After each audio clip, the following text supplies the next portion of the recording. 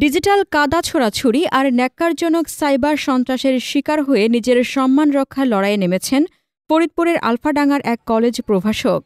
ভুয়া ছাত্রী সাজিয়ে আপত্তিকর চ্যাটিংয়ের স্ক্রিনশট এবং ছবি বিকৃত করে সামাজিক যোগাযোগ মাধ্যমে ছড়িয়ে দিয়ে একটি চক্র তার জীবন বিষিয়ে তুলেছে বলে অভিযোগ করেছেন তিনি।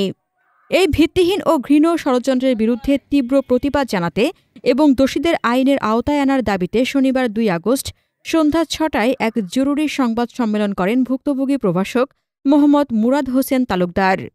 আলফাডাঙ্গার ডাকবাংলোতে আয়োজিত সংবাদ সম্মেলনে ক্ষোভ ও অসহায়ত্ব প্রকাশ করে প্রভাষক মুরাদ হোসেন বলেন, গত ১ মাস ধরে কয়েকটি ফেসবুক আইডি থেকে সংঘবদ্ধভাবে আমার বিরুদ্ধে মিথ্যাচার করা হচ্ছে।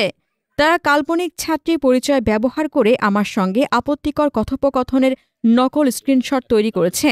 এমনকি বিভিন্ন নারীর ছবির সঙ্গে আমার ছবি জুড়ে দিয়ে সামাজিক মাধ্যমে ছড়িয়ে দিচ্ছে, যা চরম অবমাননাকর। তিনি অভিযোগ করেন, এই চক্রটি শুধু তাকেই নয়, কলেজের অন্যান্য শিক্ষকদের নিয়েও ভবিষ্যতে এমন হয়রানিমূলক তথ্য প্রকাশ করা হবে বলে হুমকি দিয়েছে, যার মাধ্যমে পুরো শিক্ষা প্রতিষ্ঠানের সম্মান ক্ষুণ্ণ করার চেষ্টা চলছে।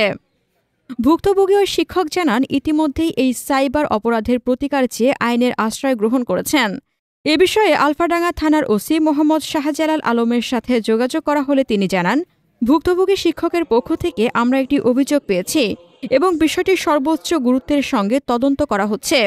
সামাজিক যোগাযোগ মাধ্যম ব্যবহার করে যারা ওই ধরনের সম্মানহানিকর ও অপরাধমূলক কর্মকাণ্ডে জড়িত তাদের শনাক্ত করতে আমাদের সাইবার মনিটরিং টিম কাজ করছে।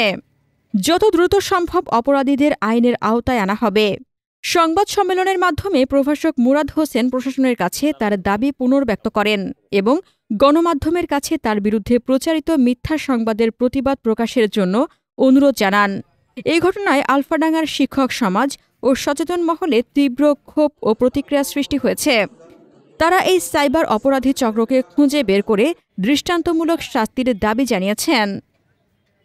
হাসনাতুজ্জাহান হিমু, দৈনিক খোলা চোখ।